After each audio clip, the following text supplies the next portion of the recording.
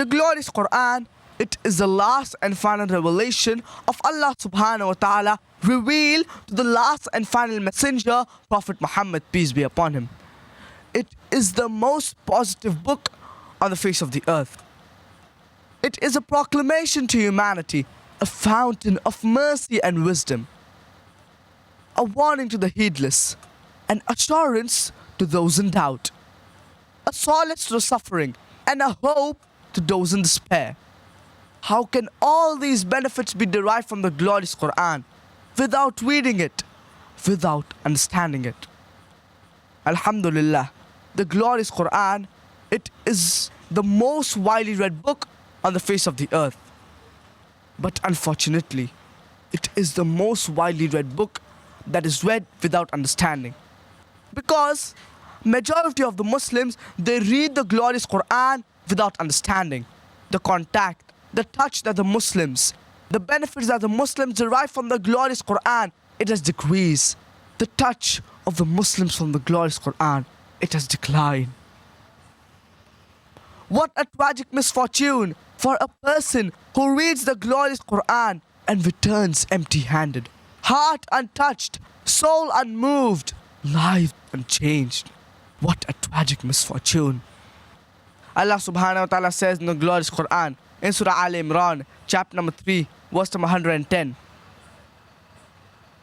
Kuntum khayra ummah ukhrijat linnas. You are the best of people evolved for mankind. Allah subhanahu wa ta'ala is giving us an honor by calling us khayra ummah, that is the best of people. Don't you think we have a responsibility? And the answer is given in the same verse. Allah subhanahu wa ta'ala says, تَأْمُرُونَ بِالْمَعْرُوفِ وَتَنْهَوْنَ عَنِ الْمُنْكَرِ وَتُؤْمِنُونَ بِاللَّهِ. Enjoining what is right and forbidding what is wrong and believing in Allah. Allah subhanahu wa ta'ala is giving us an honor by calling us khayra ummah, that is the best of people, because we should enjoin what is right and forbid what is wrong. Only if we enjoin what is right and if we forbid what is wrong, then only we are fit to be called as khayra ummah. Then only we are fit to be called as Muslims.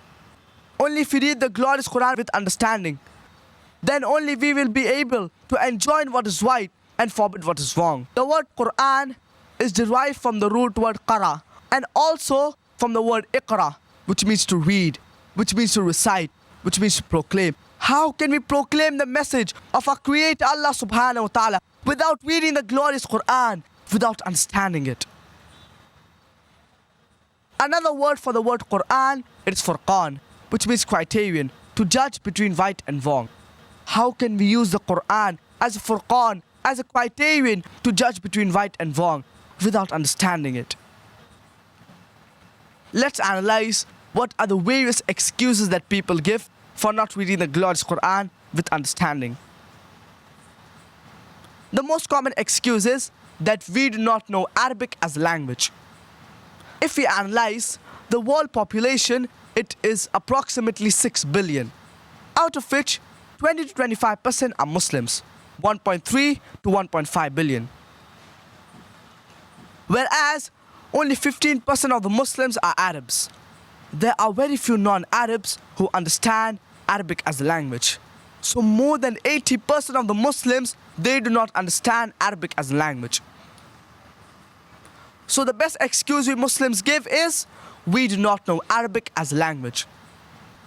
When a human being is born, he does not know any language. So the child, he initially learns his mother tongue in order to communicate with his family members. Later on, he learns 1 or 2 more languages in order to communicate with the society around him. On an average, a human being, he at least knows 2 to 3 languages. Some may know 3 to 5, some may be linguists. But on an average, a human being, he at least knows 2 to 3 languages. Don't you think it's a requirement to learn Arabic as a language in order to understand the message of our Creator Allah subhanahu wa ta'ala? And I do agree that a language learned during childhood, it is much easier. But age is not a barrier for doing any good work. And that reminds me of the example of Dr. Maurice Bucaille. Dr. Maurice Bucaille, you all might be knowing, he was a famous surgeon and scientist who received the French Academy Award in medicine. Dr. Maurice Bucaille, he was assigned to do a research on the mummy of Menapta. That is the mummy of Pharaoh. And Dr. Maurice Bucaille, being a Christian, he knew the background of Pharaoh, that Pharaoh followed Moses, peace be upon him, and Moses, peace be upon him, split the sea and brought it back to normal. And Pharaoh drowned. Later on, Dr. Maurice Bucaille, he goes to Saudi Arabia, and he was shocked to know that the glorious Qur'an, which was revealed 1400 years ago, it talks about the mummy of Menapta, the mummy of Pharaoh, that Almighty God will preserve it as a sign for humanity. So this instigated Dr. Maurice Bucaille to read the translation of the glorious Qur'an. And at the age of 50, in order to understand the glorious Qur'an better, he learned Arabic as a language. Imagine, a non-Muslim, a Christian, at the age of 50, in order to understand the glorious Qur'an better, he learns Arabic as a language. And he said that the glorious Qur'an, it is in perfect conformity with established modern science. But unfortunately, the Bible, it is not matching with science. And after doing research, he wrote a book, The Bible, the Qur'an and Science, which became very famous. The main point to be noted here is that a non-Muslim, a Christian, in order to understand the glorious Qur'an better, he learns Arabic as a language. So the best excuse we Muslims give is, we do not know Arabic as a language. I do not expect every Muslim to be as enthusiastic as Dr. Maurice Bucaille. But even if we do not know Arabic as language, we should at least read the translation of the glorious Qur'an. Maulana Abdul Majid Daryabadi said that the glorious Qur'an, it is the most untranslatable book on the face of the earth. Because it is so holy, it is so pure, it is so noble, it is so unsurpassable, it is so intelligible, that it is very difficult to translate the glorious Qur'an. And it is impossible to translate the glorious Qur'an.